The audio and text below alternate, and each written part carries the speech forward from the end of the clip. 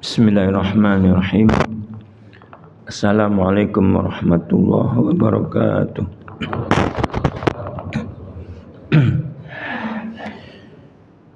Innal hamdalillah nahmaduhu wa nasta'inuhu wa nastaghfiruh. Wa na'udzu billahi min syururi anfusina wa sayyiati a'malina. May yahdihillahu fala mudilla lahu wa may yudlil fala hadiya lahu. Asyhadu an la ilaha illallah wahdahu la syarika lah wa asyhadu anna Muhammadan abduhu wa rasuluhu la nabiyya ba'da. Allahumma shalli wa sallim wa barik ala nabiyyina Muhammad wa ala alihi wa sahbihi wa man tabi'ahu bi ihsan ila yaumiddin. Allahumma la sahla illa ma ja'altahu sahla wa anta taj'alul hasna idza syi'ta sahla. Kita bersyukur kepada Allah Subhanahu wa taala karena pagi ini kita merasakan nikmat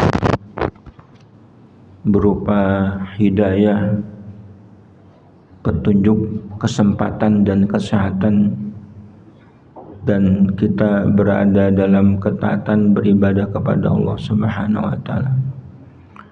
Dengan bersyukur kita berharap Allah menambah nikmat-nikmat yang lain, terutama yang kita harapkan nikmat diwafatkan dalam keadaan husnul khatimah. Amin ya rabbal alamin.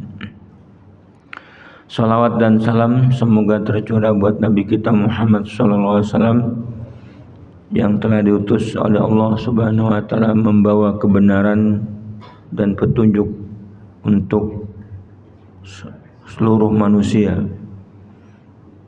demi keselamatan mereka di dunia, terutama keselamatan di akhirat kelak. Salawat dan salam juga semoga tercurah buat keluarganya, para sahabatnya, kemudian para tabi'in, atba'ut tabi'in, dan siapa saja yang terus tegak melaksanakan Islam dengan petunjuk beliau sallallahu alaihi wasallam hingga hari kiamat kelak. Jamaah yang berbahagia, langsung saja kita masih bersabar atas takdir Allah Subhanahu wa taala.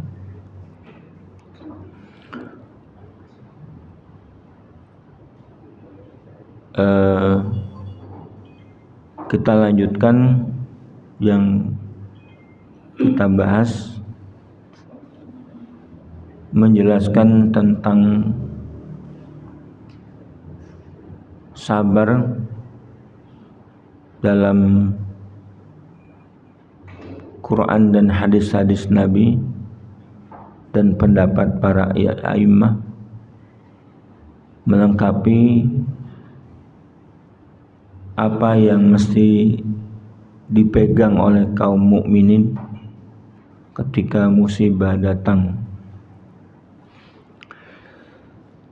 Sebelumnya kita bacakan hadis dalam Sahih Muslim. Wa fi Sahih Muslim an Abi Hurairah radhiyallahu anhu anna Rasulullah sallallahu alaihi wasallam qala Ithnani fin nas huma bihim kufrun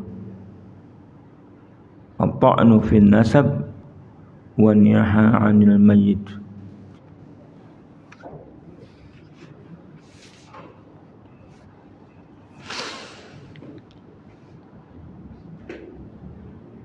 Dalam Sahih Muslim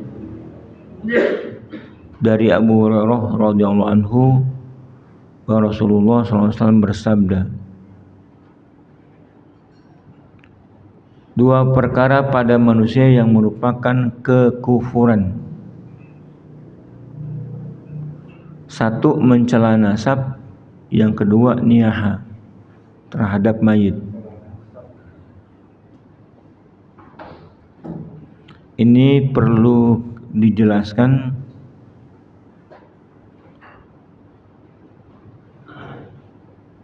mencela nasab dan meratapi mayit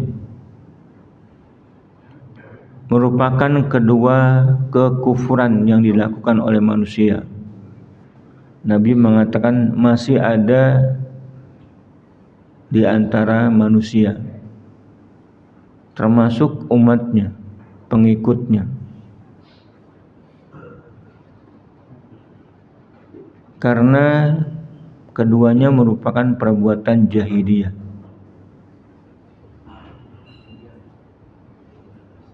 Tidak ada yang selamat darinya kecuali orang yang diselamatkan oleh Allah Subhanahu wa taala.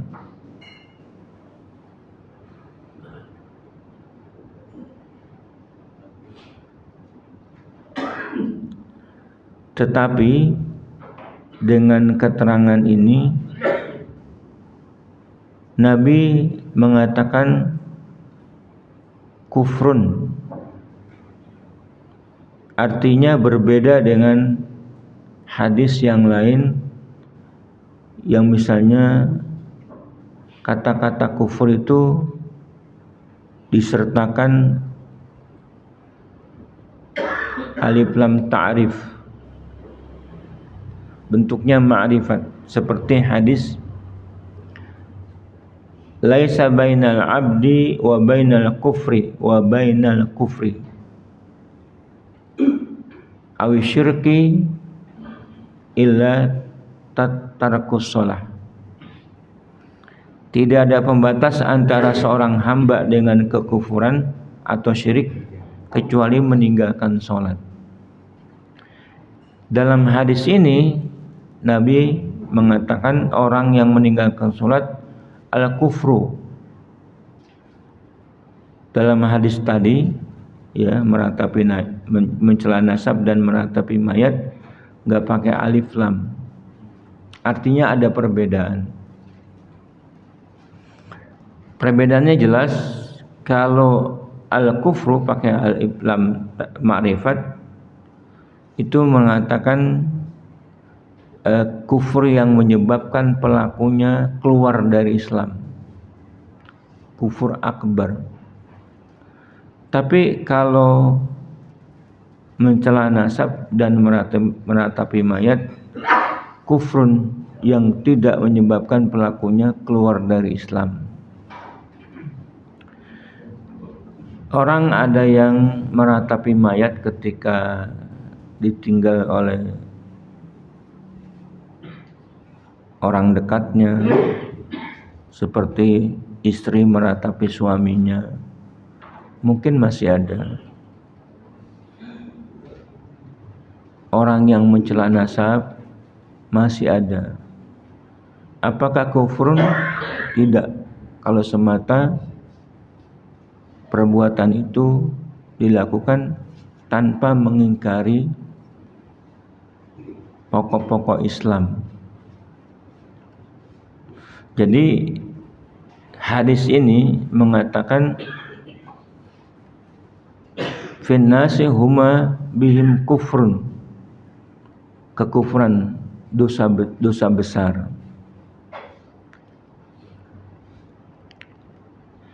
Jadi yang pertama pengertiannya adalah kufrun di sini melakukan dosa besar, tidak keluar dari Islam.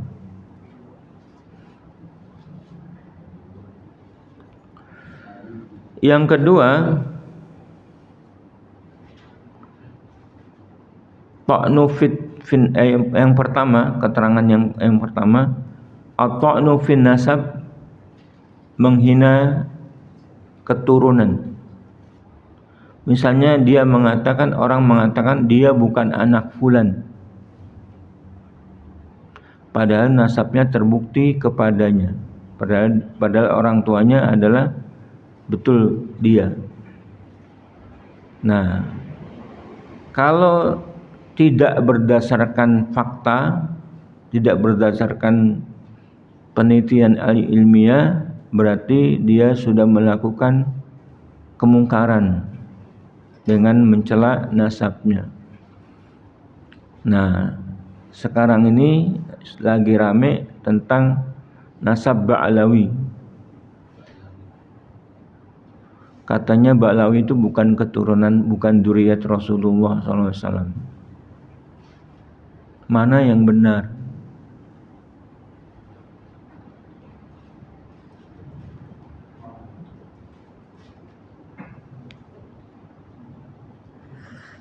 Kalau kita nggak tahu ya, kita nggak tahu apakah benar, apakah salah pernyataan itu.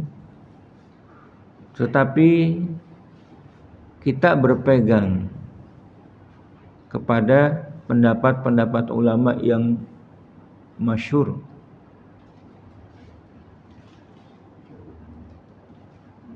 Sampai saat ini kita bertahan kepada pendapat ulama.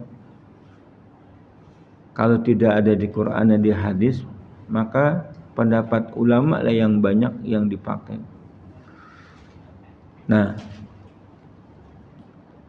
ketika ada orang yang mengatakan Ba'lawi atau yang dikenal dengan Habib di sini bukan keturunan Rasulullah, bukan keturunan Husain, bukan keturunan Hasan, maka kita bertahan kepada pendapat ulama. Pendapat ulama yang masyhur. Banyak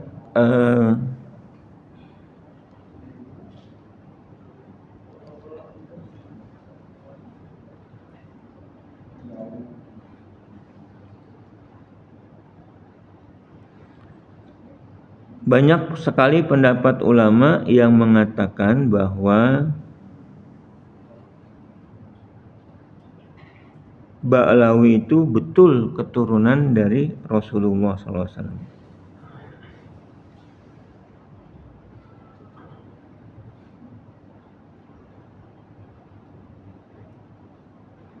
Sebentar saya carikan.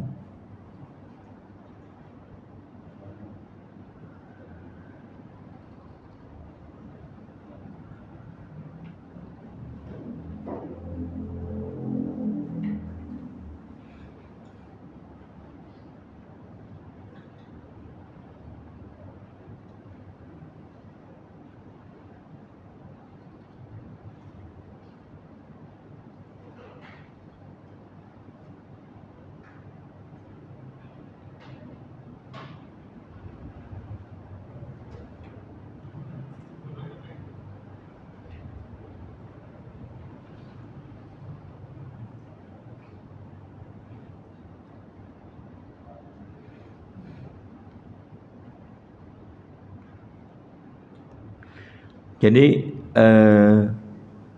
sebagai muslim yang berakidahkan Ahlus Sunnah wal Jamaah, kita hanya bertahan kepada dalil, termasuk ijma' umat atau suara jumhur mayoritas, itu pendapat yang harus dipegang. Daripada kita berpendapat yang menyimpang atau yang minoritas, maka namanya akidah kita Ahlussunnah wal Jamaah, yang mengikuti sunnah, mengikuti Rasulullah dan berjamaah. Termasuk mana jamaah adalah pendapat-pendapat ulama yang mayoritas, yang jumhur. Nah, pendapat jumhur, pendapat ulama itu Ba'lawi adalah ya termasuk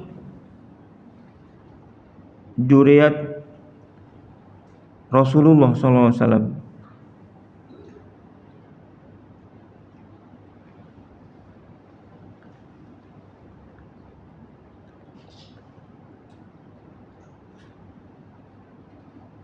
sebagai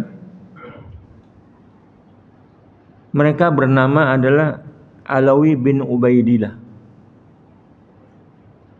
cicit dari Imam Ahmad Al-Muhajir bin Isa bin Muhammad bin Ali Al-Uraidi bin Ja'far As-Shadiq, dan Ja'far As-Shadiq adalah keturunan Husain dari Ali bin Abi Thalib, maka termasuk zuriat Rasulullah SAW. Nah, ulama banyak mengakui. Nah, hanya penelitian sekarang ya, ada yang mengatakan bukan Ba'lawi. Nah, orang yang mengatakan bukan dengan pendapat yang mengatakan betul zuriat Rasulullah, mana dari kalangan ulama yang terkenal? Seluruh ulama mengatakan itu zuriat Rasulullah. Maka kita diajarkan mengikuti pendapat ulama mayoritas. Jadi kita tetapkan bahwa zuriat Rasulullah ada, termasuk Ba'lawi keturunannya. Nah, kalau ada orang-orang yang mengatakan tidak, biarlah mereka mengatakan tidak atau bukan. Tetapi kita mengikuti pendapat ulama-ulama yang mayoritas. Ya. Ada jenjang keturunannya, misalnya saya bacakan ada 11. Pertama dari Sayyidina Ali bin Abi Thalib, terus anaknya Sayyidina Husain bin Ali, terus ketiga Ali Zainal Abidin, keempat Muhammad Baqir, kelima Ja'far As-Shadiq, Ali bin Uraidi, Muhammad bin Najib, ke-8 Isa Ar-Rumi, ke-9 Ahmad Muhajir, ke-10 Ubaidillah, dan ke-11 Alawi. Jadi orang-orang yang mengatakan bernasab berketurunan Alawi, kita mengakui kalau seandainya ada yang mengatakan hanya mengatakan saya keturunan Ba'lawi tetapi nyatanya tidak, ya biarlah oknum itu. Karena orang yang mengaku-ngaku sebagai keturunan tentu ada perhitungannya di hadapan Rasulullah SAW. Jadi dari Alawi dah keturunannya ada yang menamakan Ba'lawi. Biasanya dari negeri Yaman mereka menambahkan ba, seperti Ba'asir, Baswedan, Ba'lawi, banyak pakai menambahkan. Artinya apa? Bani Alawi. Ya.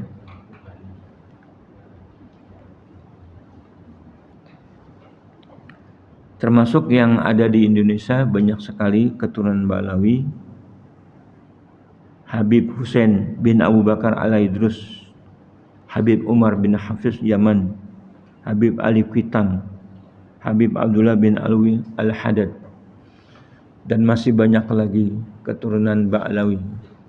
Maka kita mengatakan benar dia keturunan Rasulullah. Seandainya tidak benar, biarlah mereka menanggung sendiri. Hanya kita mengkhawatirkan kalau orang yang mencela itu masuk ke dalam kriteria yang mendiskreditkan Ba'lawi sekarang.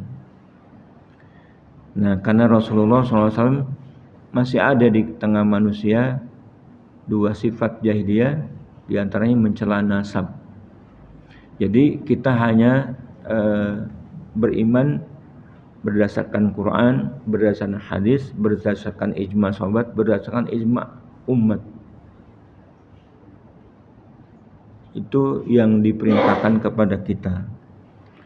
Tapi kita juga mengatakan bahwa kalau orang itu tidak soleh, maka nasabnya tidak membantunya untuk mendapatkan kemuliaan. Ya. Berdasarkan hadis Rasulullah SAW. Ya.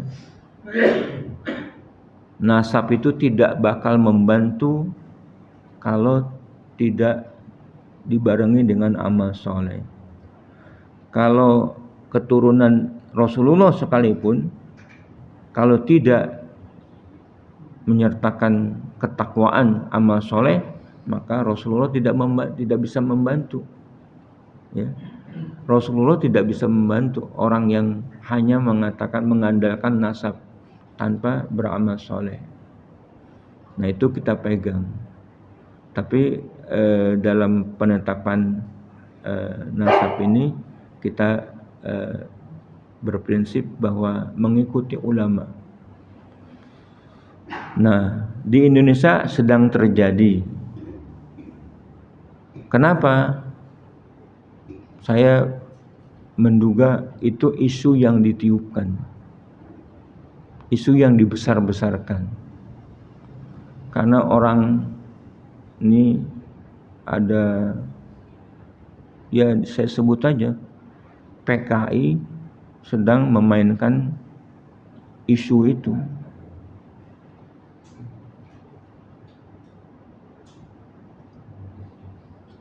Pertama ditiupkan memecah belah dari dalam umat Islam. Nanti apalagi? Ini kayaknya tidak berhasil isu itu ditiupkan. Ya, jadi ketika seluruh ulama mengatakan atau sebagian besar mengatakan Ba'lawi betul keturunan Rasulullah, maka itu yang kita pegang. Ada orang yang sedikit apalagi diwarnai dengan intrik-intrik, maksud-maksud tertentu, maka kita tidak bisa mengakuinya. Begitu perihal nasab. Yang kedua, wanyaha 'alal mayit, dan meratapi mayit. Nah, meratapi mayit itu bagaimana? Ini kebiasaan jahiliyah. Dulu ketika ada orang besar, orang terpandang, terkenal di jahiliyah,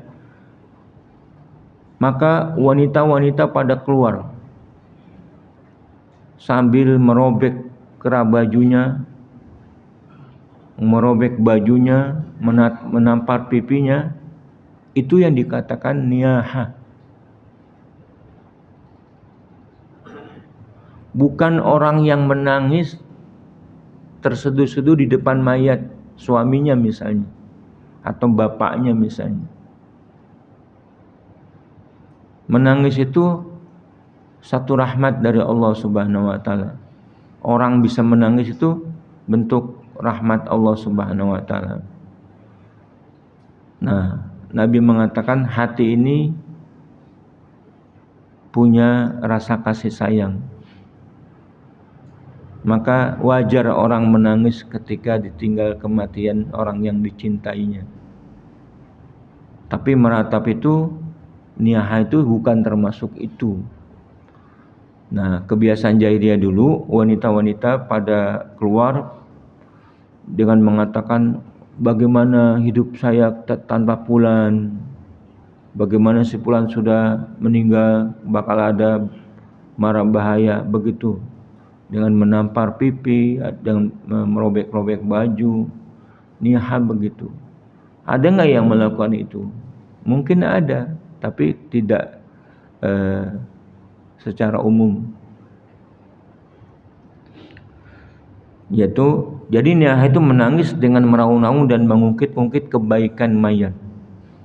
Hal ini karena ia mengandung unsur ketidakrelaan kepada takdir, dan ia menafikan kesabaran, seperti ucapannya, duh saudara hatiku, duh penolongku, dan sebagainya. Hadis ini menunjukkan bahwa sabar adalah wajib dan bahwa di antara bentuk kekufuran ada yang tidak mengeluarkan pelakunya dari Islam. Begitu ya tentang Balawi yang saya janjikan kemarin.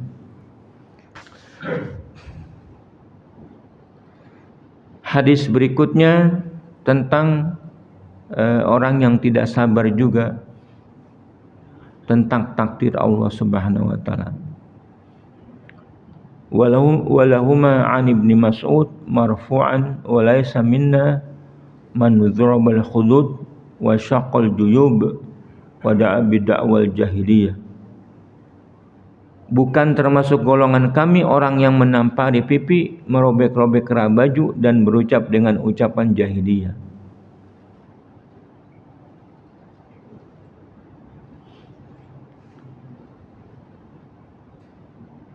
Ya, ini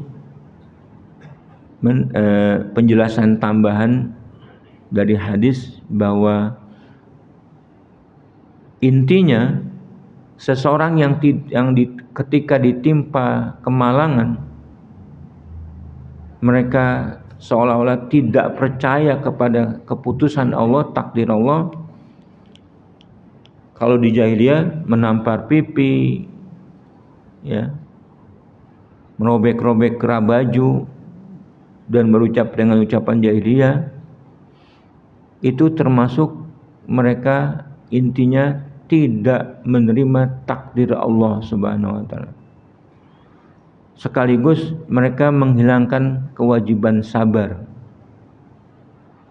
Nah, sabar ini mesti ada kepada kita. Tetapi sabar itu kan sikap perasaan. Kita bisa mengeluarkan sabar itu karena keimanan. Kalau kurang sabar berarti kurang iman. Kalau tidak ada sabar berarti naudzubillah tidak ada sabar, tidak ada iman. Karena sabar terhadap iman bagaikan kepala terhadap tubuh. Ya. Nah, kenapa kita mesti sabar? Tadi orang yang sabar tentu tandanya mereka beriman. Alasan beriman gimana? Karena semuanya kejadian ini ditentukan oleh Allah Subhanahu wa taala.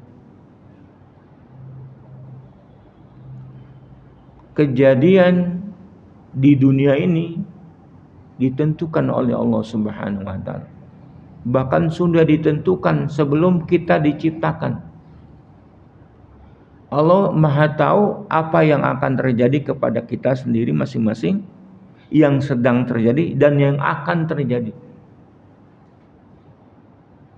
Maka itulah iman, kita mengimani.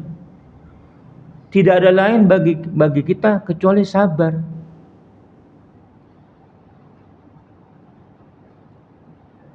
Maka kesabaran sebanding dengan keimanan. Keimanan melahirkan kesabaran. Tapi kalau orang beriman kemudian tidak sabar, maka imannya kurang. Tetapi kita bisa melihat kalau orang sabar tanda keimanan.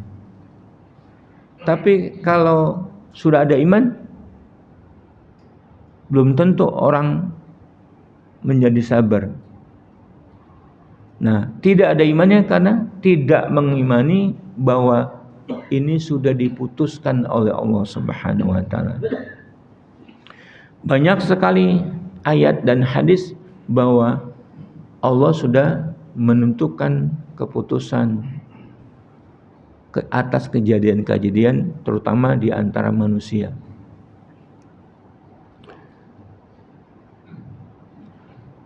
Di antaranya ya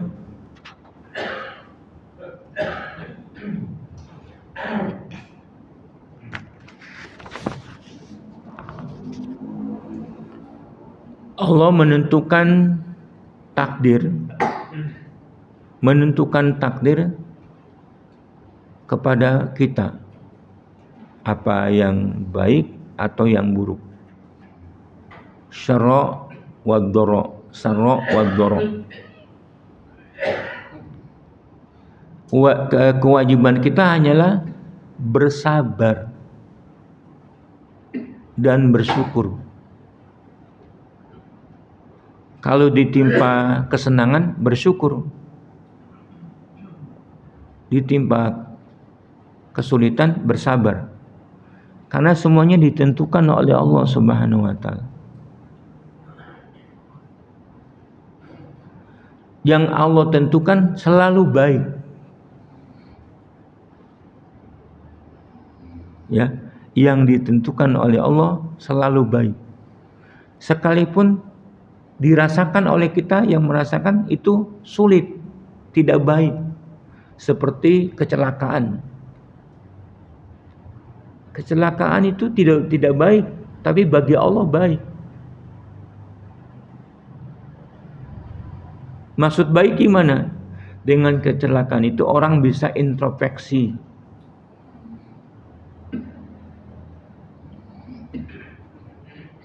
Bisa dihapuskan kesalahan-kesalahannya. Bisa ditinggikan derajatnya. Dan bisa bersabar atasnya. Itu keinginan Allah. Lewat musibah yang terjadi kepada kita bisa mendatangkan peningkatan iman.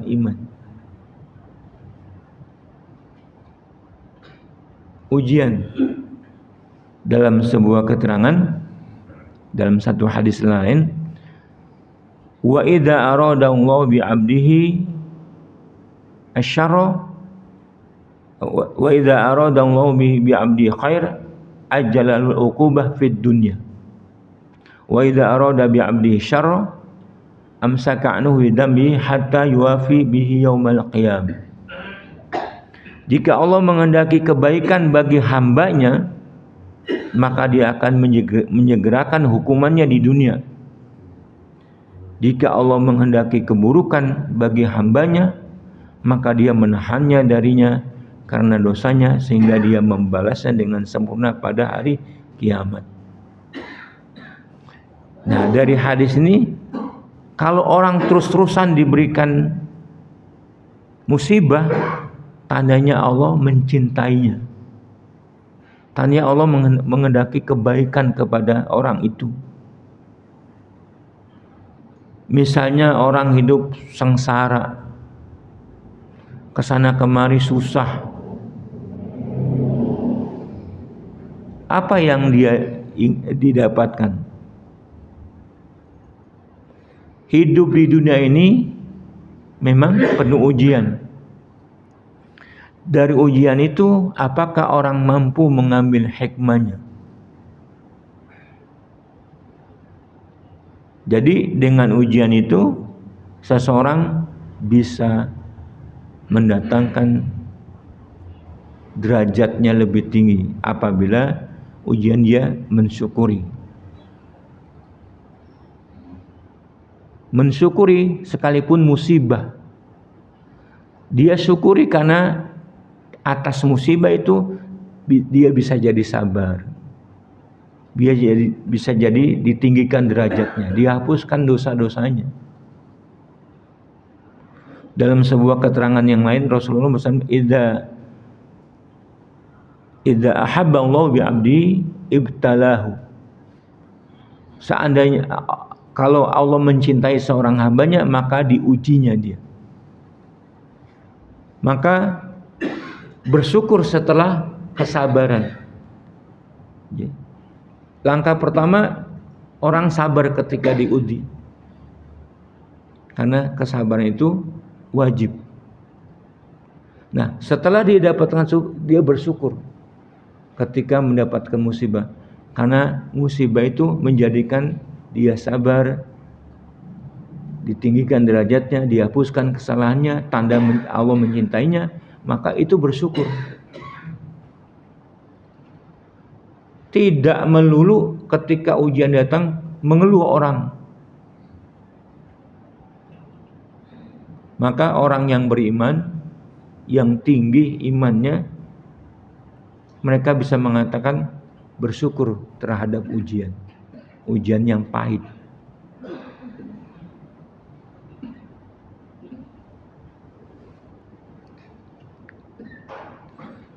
Maka ketika Allah menghendaki kebaikan bagi hambanya, maka disegerakan hukumannya di dunia. Ketika Allah menghendaki kebaikan, disegerakan hukumannya di dunia. Hukuman itu apa? Pertama, tanda kecintaan Allah Subhanahu wa taala. Hukuman yang kedua adalah kita kan banyak dosa, atau seorang yang tidak berdosa secara kasat mata, dia beribadah terus, ada tetap kesalahannya tetap ada. Maka dengan disegerakannya hukuman di dunia, maka dia jadi bersih dosanya, sehingga menghadap Allah tidak membawa dosa. Ya. Karena hukumannya sudah disegerakan di dunia atas kesalahan-kesalahannya. Maka ketika dia meninggal dunia, sudah menjalani ujian yang menghapuskan dosa-dosa, maka menghadap Allah dengan bersih, tidak mempunyai dosa-dosa.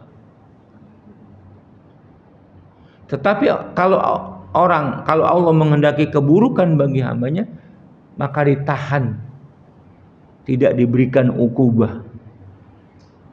Ketika dia menghadap kepada Allah Subhanahu wa taala, maka dosanya ditanggung. Maka itulah yang menyebabkan orang-orang sabar mendapatkan pahala yang tidak terhingga. Innama yuwaffas sabiruna ajrahum bighairi hisab. Sesungguhnya orang-orang sabar pahalanya dibalas dengan tanpa perhitungan. Karena mereka sudah beramal soleh, sudah beriman, terus terhadap musibah sudah digugurkan dengan disegerakannya hukuman di dunia ini.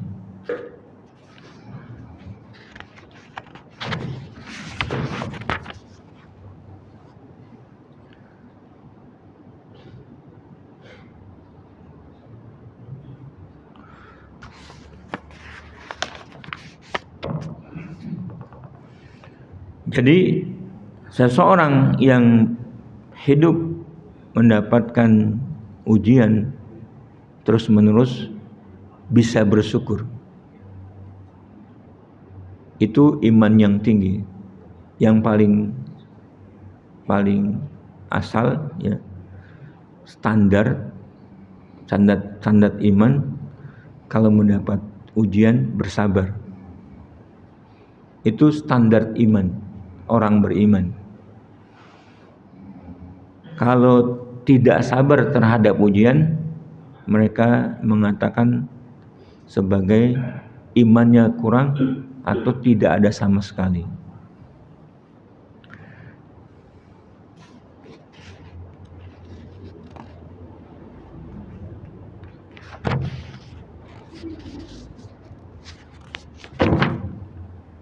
Dalam ucapan Nabi SAW ada, kita dapatkan, inna idhamal jaza ma idhamil bala. Sesungguhnya besarnya pahala tergantung besarnya ujian.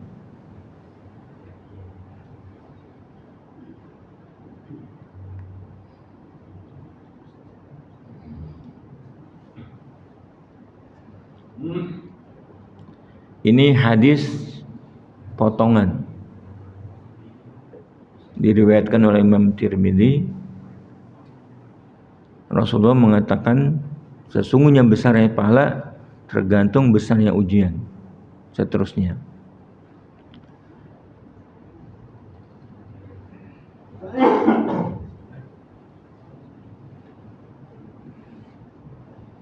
Dalam hadis ini hikmahnya, kalau orang beriman ujiannya berat sekali, maka balasannya juga besar sekali. Maka dari situ Rasulullah mengatakan, siapakah manusia yang paling banyak ujiannya? Siapakah yang paling besar ujiannya? Para nabi. Para nabi kan orang-orang yang udah pasti soleh, manusia pilihan. Kok diuji?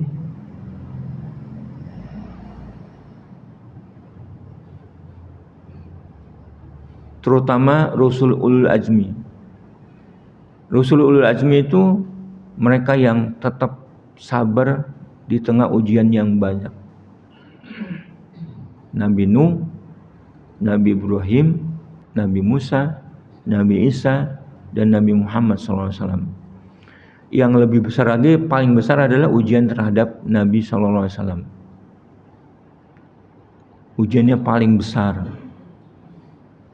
Nah, kalau kita ingin menapaki kehidupan para nabi, khususnya Rasulullah SAW, kita sudah tentu mendapatkan ujian. Allah tidak akan membiarkan kita mengatakan beriman tanpa diuji.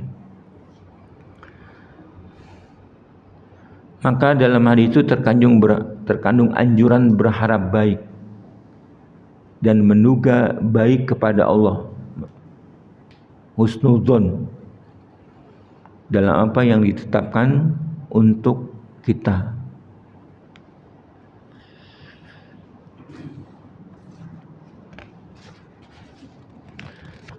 Jadi kesimpulannya,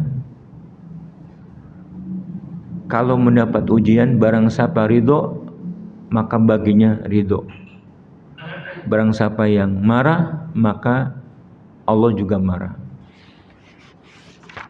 Dalam suatu hadis, wa idza aradallahu wa inna Allaha idza ahaba qauman ibtalahum faman radiya falau ridho wa man sakhita falau sukh.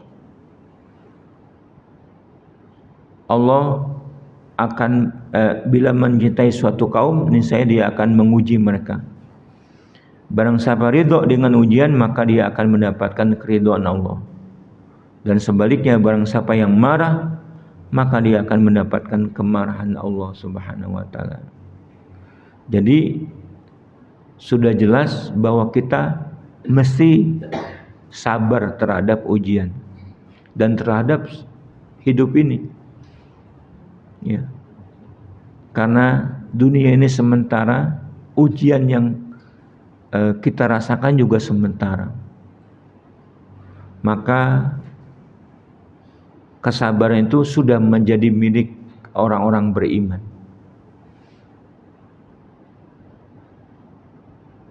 Apalagi yang kita berikan alasan ketika kita tidak sabar, maka sudah pastilah orang beriman sabar, karena mereka punya kepala, tetapi kalau tidak bersabar maka kepalanya hilang. Wallahu a'lam bishawab. Itu yang bab tentang kesabaran terhadap takdir Allah. Semua takdir Allah adalah baik kalau disikapi dengan benar. Tetapi dengan ujian tadi, ada orang yang marah, ada orang terima, ada orang suudzon kepada Allah, maka itulah balasan terhadap dia. Maka pernyataan imannya hanya dusta, hanya pura-pura, atau hanya tidak benar-benar beriman. Kalau benar-benar iman, kita kaji, kita masukkan ke dalam keyakinan, maka orang beriman mesti sabar. Wallahu a'lam bishawab. Demikianlah yang kita sampaikan, lebih kurang mohon maaf. Silakan kalau ada yang bertanya.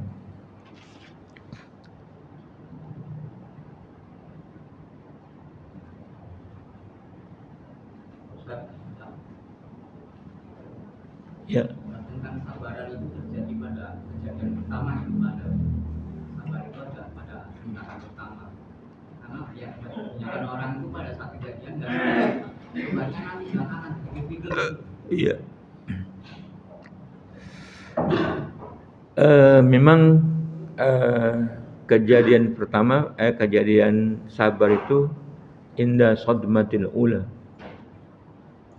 Dalam satu riwayat Nabi menjelaskan ketika Nabi ketemu lagi jalan di makam, ada ibu yang menangis meraung-raung. Nabi mengatakan, sabarlah bu, yang sudah pergi tidak akan kembali, sabarlah. Nah, perempuan itu tidak kenal Nabi, maka dimarahin. Enak aja kamu ngomong, kamu gak merasakan yang saya rasakan. Anak saya baru meninggal, bayi, masih kecil. Terus Nabi ngeloyor pergi. Nah, kemudian setelah itu di belakangnya ada sahabat. Ibu tahu nggak siapa yang ngomong tadi? Nggak tahu. Itu Rasulullah SAW. Kaget ibu itu. Dikejar. Nabi sudah nggak ada. Terus dicari, ketemu. Nah, ketika ketemu, ya Rasulullah, sekarang saya sabar dah. Kata Nabi, inna sabra inda sadmatil ula. Sabar itu dalam kesempatan yang pertama. Nah, itu sabar yang kesempatan pertama, orang yang sudah menjadi sabar karena imannya. Setiap dapat perkara dia sabar, sekalipun berat sekali. Itu tanda iman. Kalau yang pada kesempatan yang berikutnya orang baru sabar, nggak apa-apa. Karena orang sabar ketika baru pertama mungkin nggak sabar, dinasihatin terus mengiwannya, sabarlah. Terus dia, jadi sabar. Itu juga nggak apa-apa. Tapi yang paling puncak memang pada kesempatan pertama. Karena yang akhir ini kita juga mesti menyadari bahwa kesabaran itu semacam nasihat, semacam keimanan. Keimanan kita mungkin orang tidak segera sabar karena masih ditimpa musibah. Kalau dinasihati, diingatkan atau dengar ceramah, oh jadi sadar, itu juga boleh. Yang tidak bisa sabar, seterusnya nggak sabar. Nah itu. Allah a'lam bishawab. Ada lagi?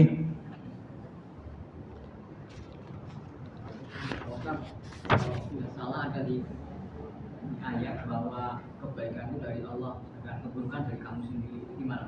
Iya. Kalau kebaikan dari Allah,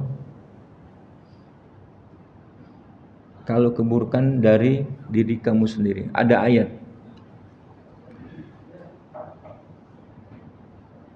Wa ma asabakum min hasanatin faminallah wa ma asabaka min sayyi'atin famin nafsik.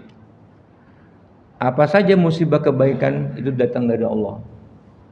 Dan apa saja musibah keburukan itu dari diri kamu sendiri. Itu bertentangan dengan ayat yang lain. Ya. Orang munafik berkata, wa in tusibuhum sayyi'atun yaqulu hadhi min wa in tusibuhum hasanatun yaqulu hadhi min indillah wa in tusibuhum sayyi'atun hadhi min indik qul kulum min indillah. Orang munafik berkata, ini kalau kebaikan menimpa kamu itu dari Allah. Kalau keburukan menimpa kamu itu dari sisimu sendiri. Katakanlah semuanya dari Allah Subhanahu wa taala. Jadi bertentangan kan? Nah, ini perlu ditafsirkan. Nah, tadi kita sudah jelaskan semuanya pemberian Allah. Semuanya keputusan Allah.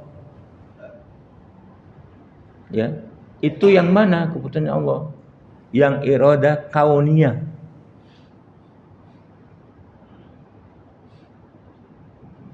Kalau iradah syariah bukan keputusan Allah Subhanahu wa taala. Karena syariah itu bisa kita pilih. Pilihan ada kepada kita. Ketika seseorang mendapatkan misalnya dia tidak dapat rezeki misalnya. Dia tidak menjalani ketentuan Allah Subhanahu wa taala. Misalnya mencari rezeki. Sudah mencari,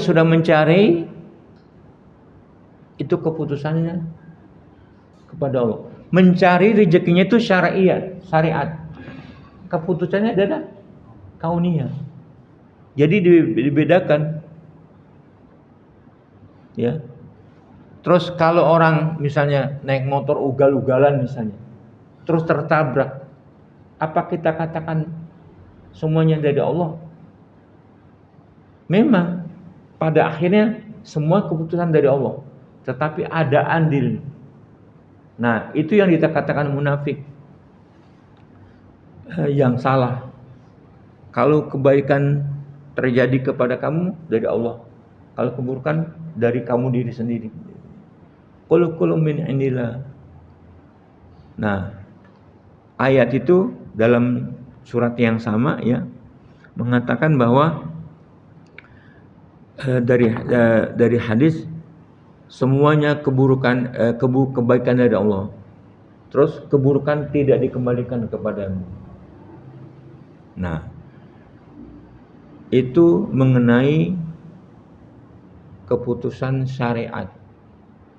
Kalau orang disuruh jangan bunuh diri, misalnya, itu kan syariat kemauan Allah. Tetapi kalau sudah terjadi bunuh diri, kesalahan mesti dipertanggungjawabkan syariat. Tapi keputusannya itu kauniyah, hasilnya kauniyah.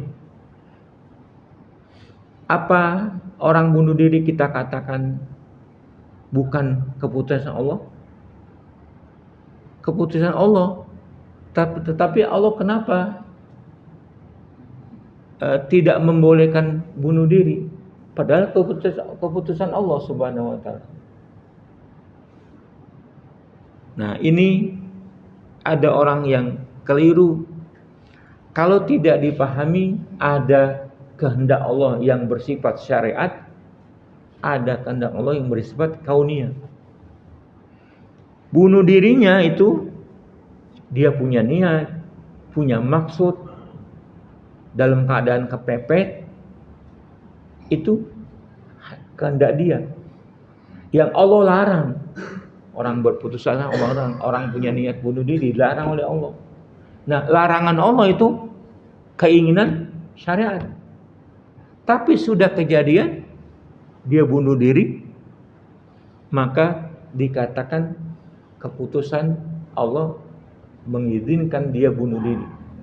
Tapi apakah kejadian kauniyah orang diminta pertanggungjawaban? Tidak.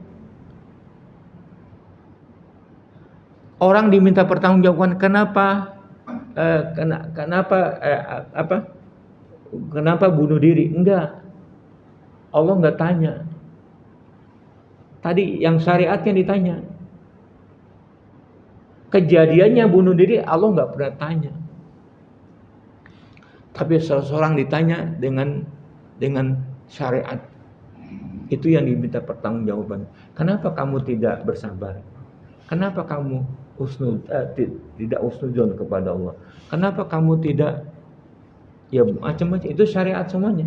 Tapi keputusan bunuh diri keputusan kauniyah.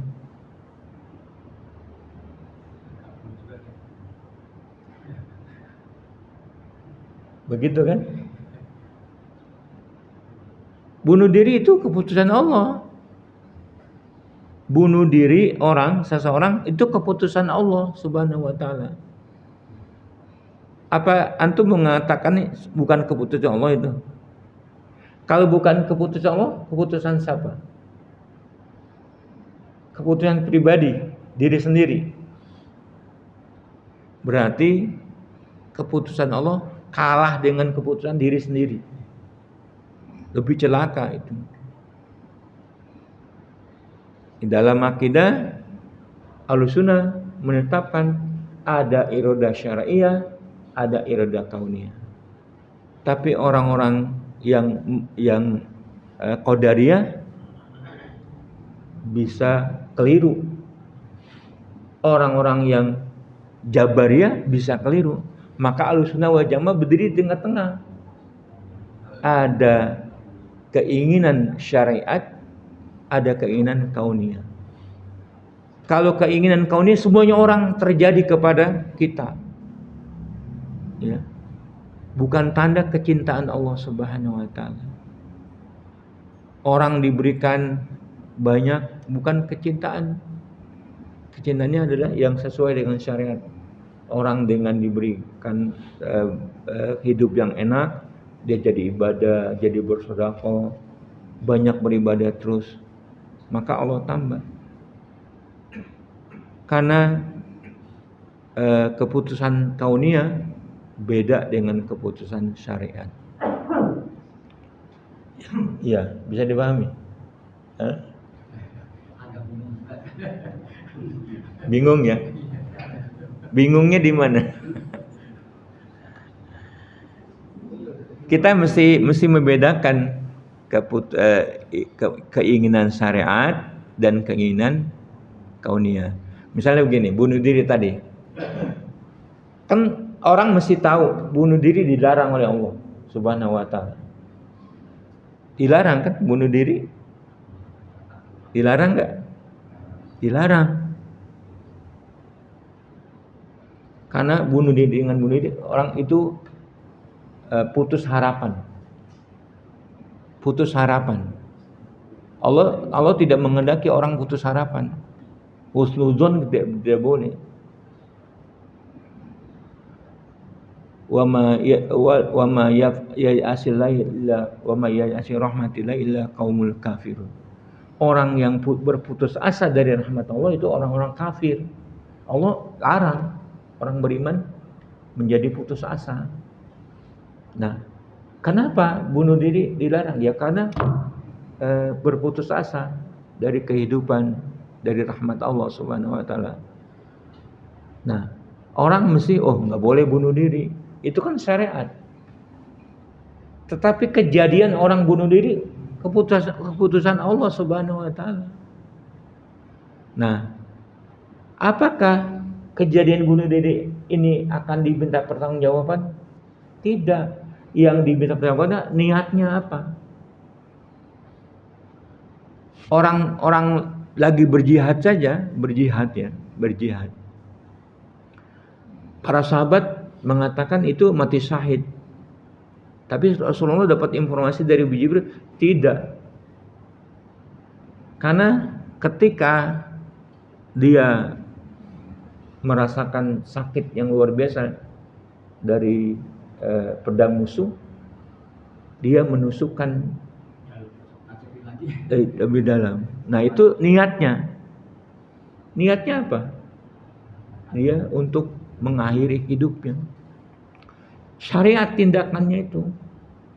Tapi keputusan ketetapan dia sudah mati bunuh diri. Maka bunuh diri sebab orang menjadikan ditanya oleh Allah itu niatnya, maksudnya apa?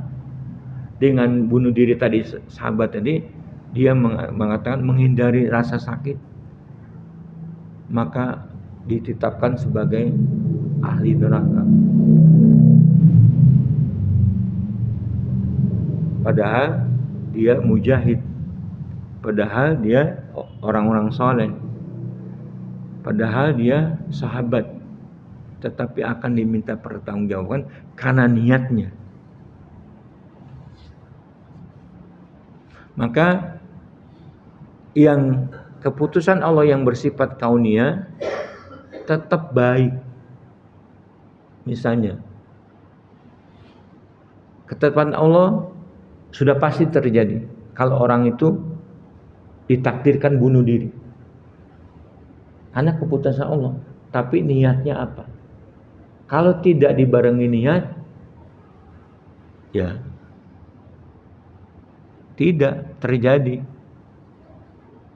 Karena takdir Allah yang terhadap kauniyah baru kita ketahui setelah kejadian. Oh, dia memang takdirnya mati bunuh diri. Itu baru kejadian. Sebelumnya kan kita nggak tahu. Ada yang sudah terjun dari atas sungai nggak mati. Ada yang terjun dari lantai berapa sebuah apartemen nggak mati. Banyak. Tetapi niatnya yang menentukan. Ya. Wallahu a'lam bishawab. Jadi dibagi dua. Ya. Dan kalau dalam peperangan itu ada orang bekas bunuh diri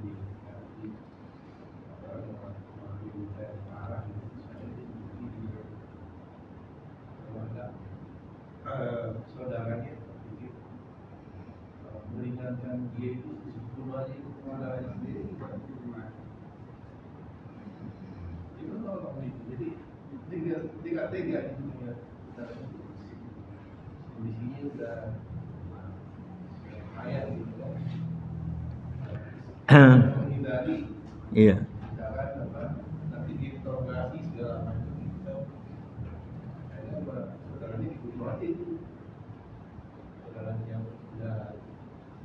Seseorang tidak boleh mengakhiri hidup seseorang yang lain. Apapun alasannya. Apapun alasannya. Kita masih kesempatan memberi kesempatan orang hidup, tidak mengakhiri.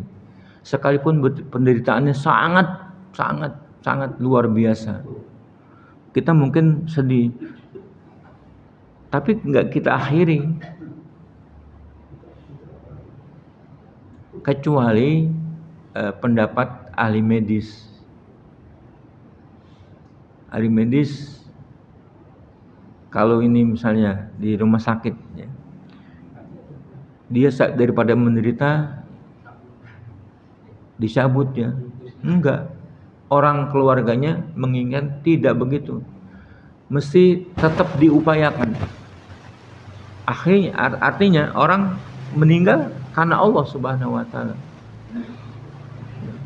Apakah ada penderitaan yang sampai begitu berat sehingga kita mengakhiri kematiannya terhadap orang lain?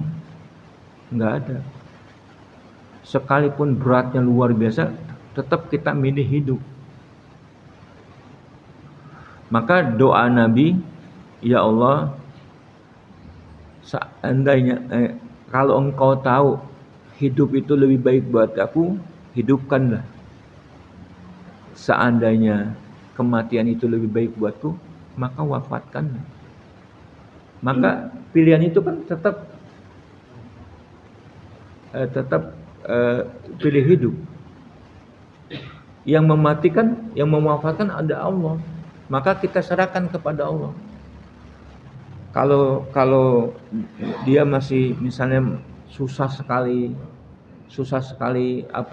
sakaratul maut, susah sekali. Aduh, udah berhari-hari nih, udah berpekan-pekan. Udah dimatikan aja.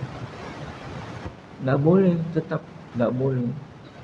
Kita hanya berharap, berdoa kepada Allah, kalau itu baik maka segerakanlah, maka sembuhkanlah, ya, hidupkanlah.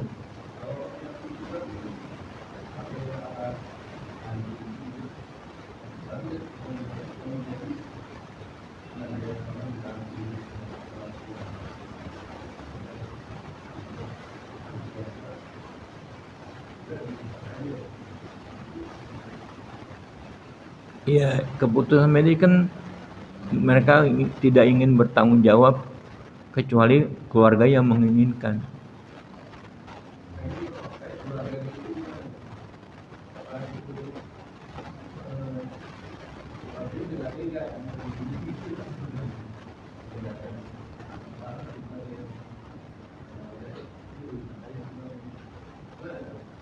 Kalau keluarganya menginginkan, tentunya tidak boleh.